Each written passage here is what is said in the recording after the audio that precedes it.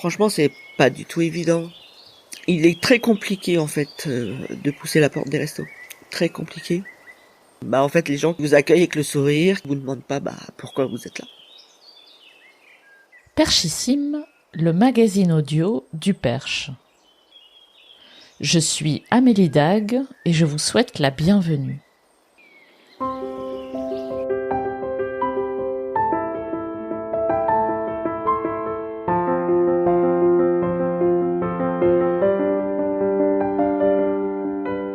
Depuis presque 40 ans, partout en France, les Restos du Cœur viennent en aide aux plus démunis. Sandrine Blanc-Funet, la responsable de l'antenne de La Loupe, m'a reçue pour me raconter comment fonctionne le centre et comment chacun d'entre nous peut contribuer à l'effort des restos. Voici notre conversation. Bonne écoute. Bonjour Sandrine. Bonjour Amélie. Merci de me recevoir. Je vous en prie. On est au Resto du Cœur à La Loupe. C'est ça. Alors, qu'est-ce qui se passe dans cet endroit? Qu'est-ce que c'est? Alors, les Restos du Cœur, c'est un centre où on accueille des gens et on fait une distribution de nourriture pour des gens qui sont dans le besoin. On peut faire aussi leur donner du linge, des habits. C'est aussi un endroit pour accueillir, les recevoir, leur payer un petit café, discuter avec eux pour les gens qui sont vraiment besoin. On a une petite bibliothèque, on fait des échanges et les gens sont heureux. Si on peut leur apporter un peu de bonheur, c'est notre rôle. Qui vient ici? Qui fréquente cet endroit? Qui fréquente cet endroit c'est un peu compliqué en fait, des familles qui sont dans le besoin, des personnes qui sont dans le besoin, des personnes qui ont perdu leur travail, qui se retrouvent avec des difficultés financières, des personnes qui sont seules, des mamans ou des papas tout seuls avec leurs enfants, des gens qui sont vraiment dans le besoin et qui s'en sortent pas. Donc nous on les accueille et puis on essaie de les dépanner et de les aider à se remettre dans la société. Et l'autre jour, je voyais des familles avec des enfants très jeunes, non? Oui. On reçoit aussi les demandeurs d'asile, en fait. Donc ça va être plutôt eux nos plus grandes familles. D'accord. Donc du coup, qui sont là juste de passage pendant un moment sur La Loupe, qui sont logés et puis donc nous on les nourrit. Et ils sont suivis par une assistante sociale, par un organisme. Donc sinon des très grandes familles, on n'en a pas trop. On a beaucoup, nous, plus de personnes seules ou des parents isolés avec des enfants. Donc plutôt jeunes en fait, j'entends s'il y a des enfants, des parents, des enfants, c'est pas forcément des personnes très âgées, c'est ça? On a un peu de tous les âges. Ouais, ok. On a des très jeunes enfants, ça c'est sûr, on a des bébés. Et on a aussi, dans les enfants, on a tous les âges, jusqu'à l'adolescence. Et puis, dans les parents, les adultes, oui, ça peut aller jusqu'à, je sais pas, à peu près, peut-être 60 ans, juste un peu avant la retraite. Il y en a qui perdent leur travail et puis, du coup, c'est compliqué de retrouver un travail quand on a 60 ans et qu'on est proche de la retraite. Et donc, du coup, des fois, ils se retrouvent... savent pas trop comment faire, donc on les aide pour ça. Après, ça peut être aussi des personnes qui vont avoir un accident du travail ou des personnes qui vont avoir des soucis de famille. Des ruptures familiales qui vont se faire et ça peut être un peu de tout.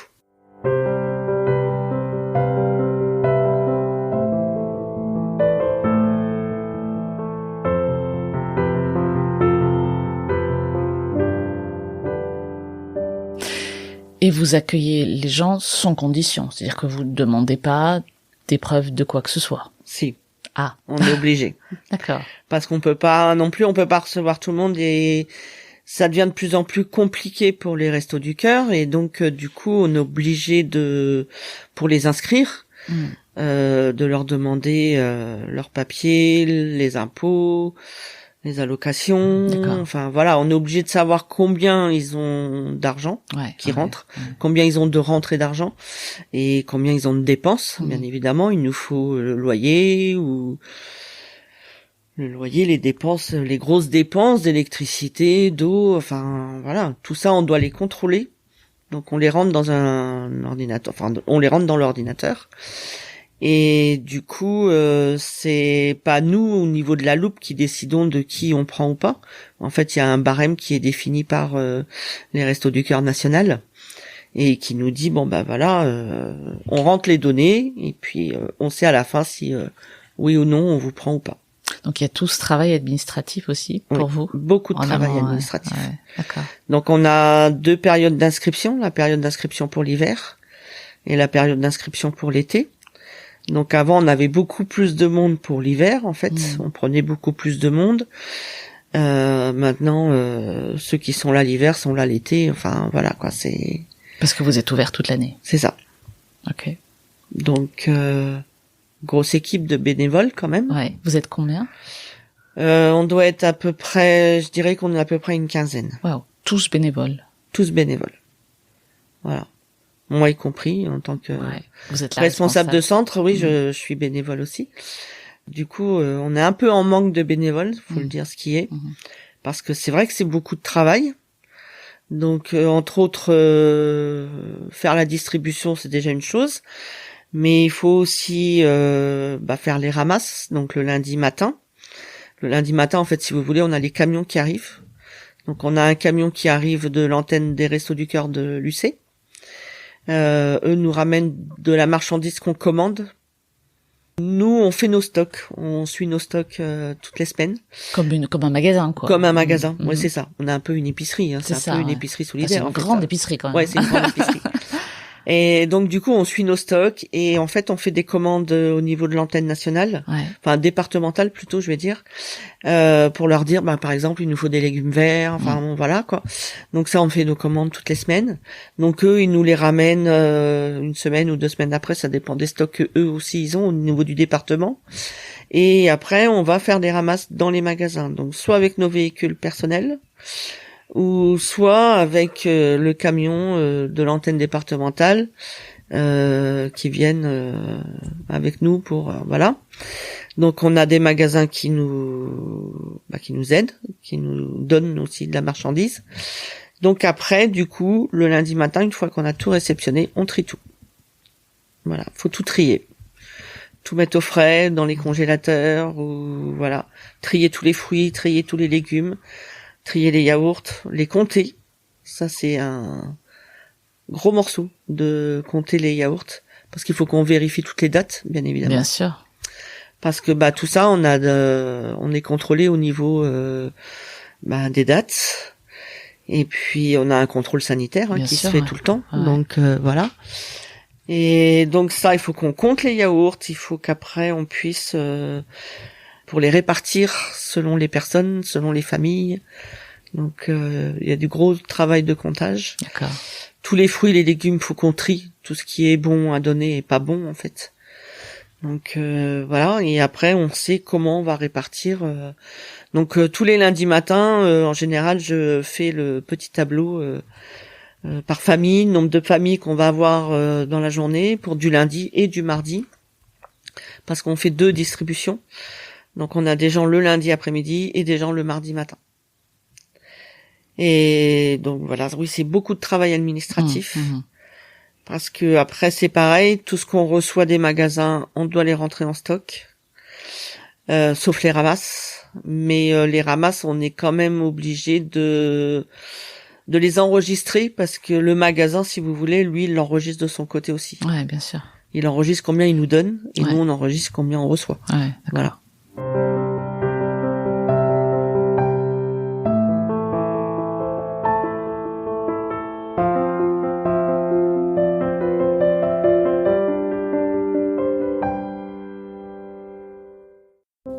Qui sont les bénévoles Qui sont les bénévoles Les gens ne vont peut-être pas se rendre compte, mais on a des bénévoles bénéficiaires. D'accord. On a des bénéficiaires qui,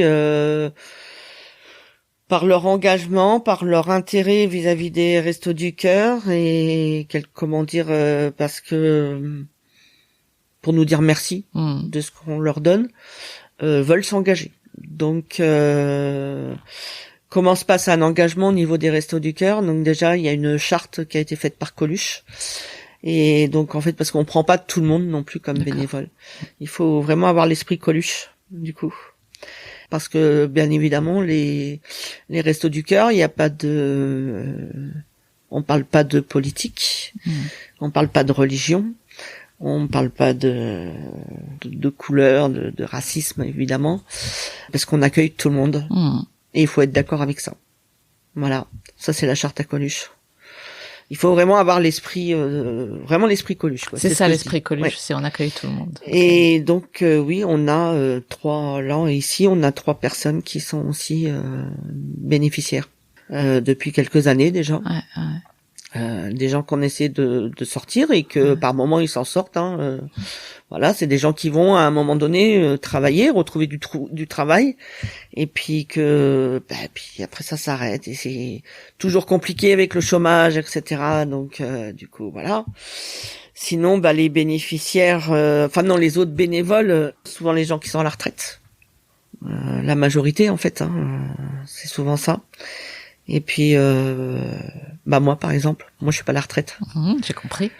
Voilà, et mon engagement en fait moi j'ai toujours eu Coluche a toujours été les enfoirés, Coluche, etc. Moi ça a toujours été quelque chose de très fort chez moi.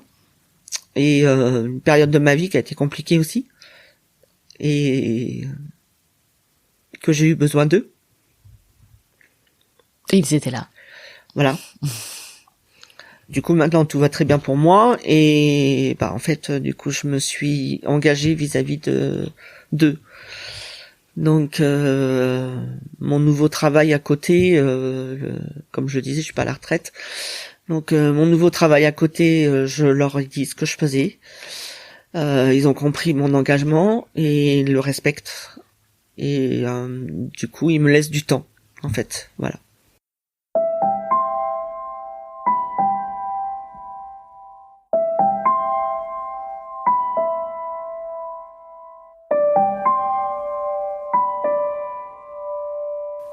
Qu'est-ce que vous aimez, vous, dans cet engagement-là?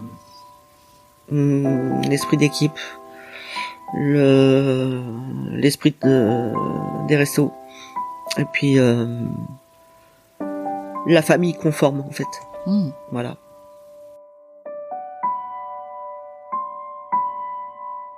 Est-ce que vous demandez à ce que les bénévoles soient là toutes les semaines? Est-ce que vous acceptez des bénévoles qui seraient là que de temps en temps? Ah oui, non, chacun fait comme il peut. Ok. Comme il peut, comme il veut. On n'impose rien à personne. D'accord. Voilà. On est non, tout le monde est quand même vraiment tout le monde est dans cet esprit en fait et ils sont vraiment bien engagés quoi. Vous voyez, ce matin, on a un centre qui est venu nous ramener des pommes de terre. D'accord. Qu'ils ont récupéré de Digny et qu'ils en avaient vraiment énormément. Donc la responsable de centre nous a contactés en nous disant j'ai plein de pommes de terre. Donc elle est arrivée ce matin on pensait pas qu'elle allait arriver à 8h30, mais j'avais du monde qui était là à 8h30 pour aider à vider les patates quoi. Après quand on est ici, en fait, si vous voulez, on a tous nos soucis bien sûr. Mais quand on fait la distribution, enfin même le matin, de toute façon, on essaie de mettre quand même, je sais pas, ça vient automatique d'avoir une bonne ambiance. Et surtout quand on accueille les gens aussi. Il faut les accueillir avec le sourire, parce que c'est pas toujours facile non plus. Et, je sais pas, ça marche quoi. Ça marche comme ça. Voilà. Je peux pas l'expliquer, c'est, voilà.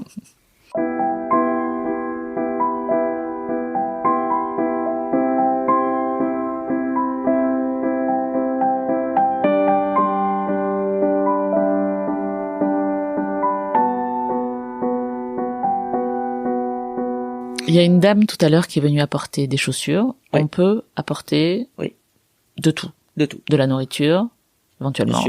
Donc tout ce qui est non périssable. Donc des vêtements, Du linge, des chaussures. Vêtements, du linge, chaussures, des livres, des jouets, de la vaisselle, l'électroménager. On a des meubles aussi, enfin des petits meubles évidemment, bien sûr, parce qu'on n'a pas la place pour les stocker. Donc voilà, de tout. D'accord. De tout. Et ça, comment on fait? On vous appelle avant ou on vient les lundis et mardis quand c'est ouvert? On peut vous pouvez venir quand c'est ouvert. Bon après, c'est vrai que c'est mieux de nous appeler, de nous prévenir. Oui. Comme ça, on vous dit quand est-ce que nous on est un peu dispo, parce que des fois c'est vrai que quand c'est le rush. Oui, bien sûr. Des fois c'est un peu compliqué. Bon, normalement on a 2 personnes qui travaillent là où vous êtes dans les vestiaires en fait. Donc on a 2 personnes qui sont ici.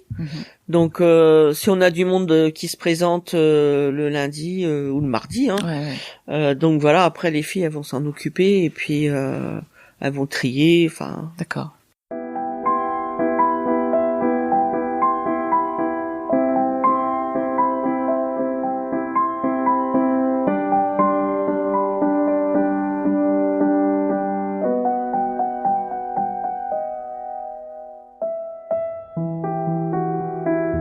Du coup, les gens, ils arrivent à l'accueil, en fait. Ouais. Donc, on les reçoit avec leur carte, leur numéro. On leur propose café, gâteau. S'ils ont besoin de vêtements, ils demandent à mes collègues qui sont au vestiaire. Voilà, ils ont besoin de telle chose ou telle chose. Et puis après, ils vont passer en distribution alimentaire. Donc, on passe sur un premier poste qui est le lait. Le lait et les jus de fruits. Ensuite, un deuxième poste qui va plutôt être le laitage et les compléments alimentaires qui peuvent être du café, chocolat en poudre ou des produits d'hygiène. Ensuite, ils vont au poste fruits et desserts. Après, ils ont un autre poste qui va être féculents et légumes. Et le dernier poste va être la viande. D'accord. Viande, poisson, produits congelés. Donc il reste quoi, quelques minutes quand même, le temps de... Ah oui, il y en a qui arrivent, il y en a qui sont là dès 1h30, parce que ils viennent pour nous chercher un petit café. Voilà, on peut aller boire un café. Allez-y, rentrez. Voilà. On est là pour ça aussi, parce que les gens ils veulent parler aussi. Donc on a ma petite collègue qui est notre plus ancienne, qui a 80 ans, qui est Danielle, qui est au vestiaire. Elle aime bien discuter avec tout le monde. Elle va s'installer, boire un petit café avec eux, et puis voilà. Des gens qui après vont avoir des soucis, donc on va les recevoir dans le bureau parce qu'il y a un souci qui arrive là, et puis mais sinon non, il y a des gens. Moi j'ai vu un reportage sur un centre, j'ai dit alors ça c'est formidable. Les bénévoles ils étaient en train de faire les ramasses, voilà. Puis il y a une petite dame, elle venait tous les lundis matins avec son tricot. Elle voulait être au resto et tricoter. Voilà, c'était... Il y a de la vie autour. Et voilà. C'est ça. Elle voulait pas être restée toute seule chez elle. Ça serait bien aussi, pourquoi pas. Donc venez tricoter. Venez tricoter aussi, il n'y a pas de souci. On a toujours le café qui est là, le café, le thé. Ok. Les gâteaux, si on en a.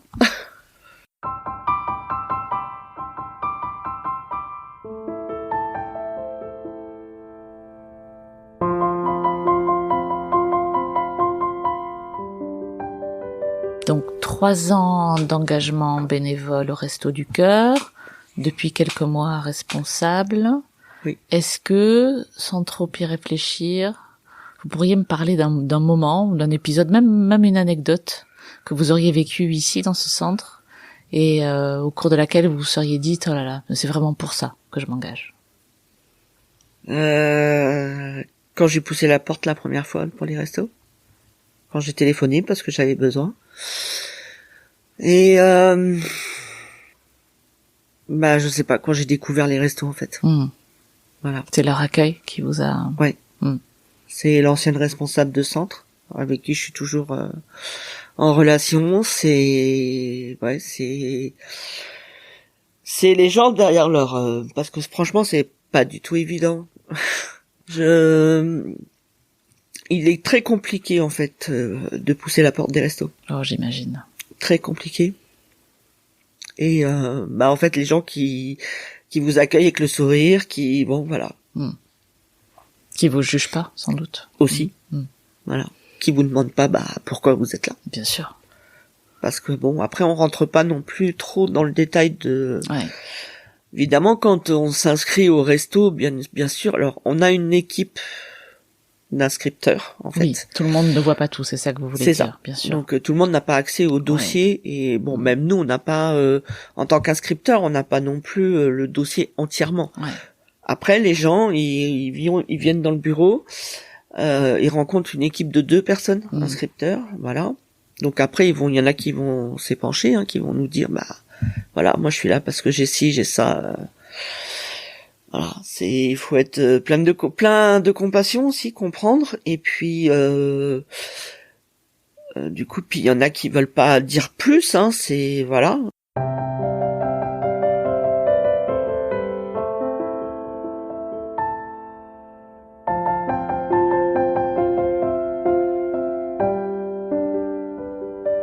Quelle est votre histoire avec la Loupe? Est-ce que vous êtes d'ici? Est-ce que vous avez grandi ici?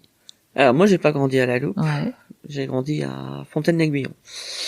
Mes grands-parents, j'en ai une partie qui était de Senonches et une partie qui était de la Loupe. Et sur la Loupe, j'avais mes arrière-grands-parents, etc. Et donc du coup, oui, je suis du Perche en fait. Après, pourquoi je suis arrivée à la Loupe à un moment donné qui n'allait pas bien dans ma vie, en fait, compte a fait que j'ai dû déménager, trouver un appartement qu'on me refusait parce que période compliquée où j'étais toute seule et ma nièce avait des logements ici et c'est elle qui m'a accueillie en fait, qui m'a pris un logement. Et donc voilà, et puis du coup je suis devenue assistante maternelle. J'ai été assistante maternelle pendant 15 ans. Ah, ok. J'avais tout quitté mon travail d'avant,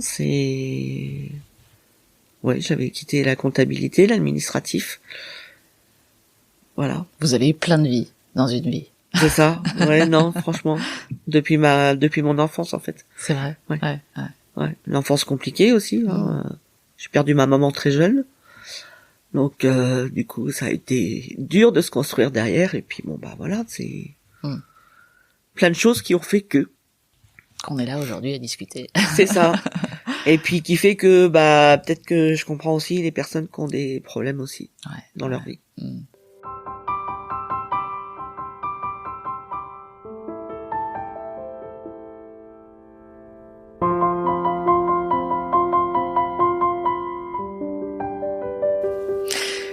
Qu'est-ce que vous aimez on va parler du Perche au sens large? Moi, ce que j'aime, en fait, c'est la nature. C'est la forêt de Senonches. J'avais un grand-père qui travaillait dans la forêt, il était garde forestier. Et mon père, mes oncles, tout ça, c'était tout le temps dans la forêt de Senonches. Voilà, ce que j'aime, c'est quand je vais sur Bretoncelle, les collines du Perche aussi. Ouais.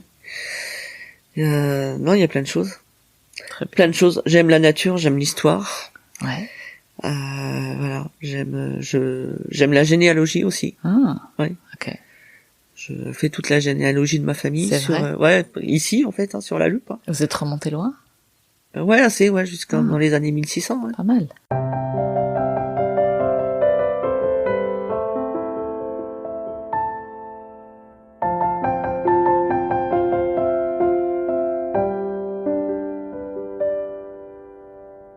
Qu'est-ce que je peux vous souhaiter à vous? Qu'est-ce que vous pourriez me souhaiter? Que un jour on n'ait plus besoin des restos. Voilà. Ok, je vous prends au mot. Ce serait bien, mais c'est compliqué. Ouais, je comprends. Là, on a 57 familles. Waouh. 57 familles et ça fait 124 personnes.